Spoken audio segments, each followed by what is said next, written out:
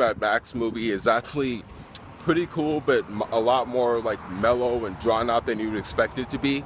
Because when you mostly think of Mad Max, you think of post-apocalyptic Australia and cars and weird, strange outfits and names for that matter, and like personalities for the villains.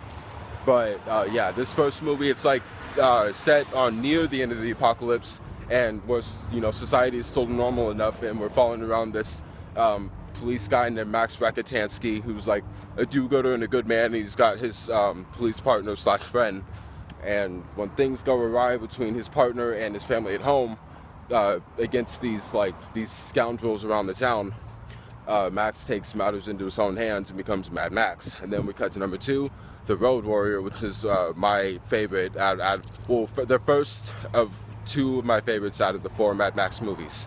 But Road Warrior, we're meeting up with him, and he's really just on the hunt and on the roll for gas. Because there's barely any gas in this post-apocalyptic Australia, and he's a man of not many words, and he's going through a lot. Doesn't really talk, and of course, due to the events of the first movie. But then he meets these guys that are trying to take up all the gas, only to meet this other nicer, better group of people who have access to the gas, and they're trying to keep it from the bad guys. And Max teams up with the good guys to try to go against the bad ones, and you see how that ends.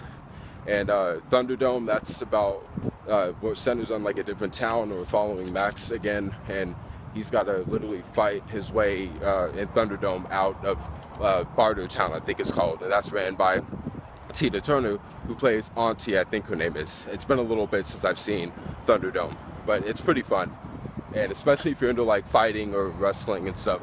But that is like PG-13, so, and not R-rated like all the other Mad Max films.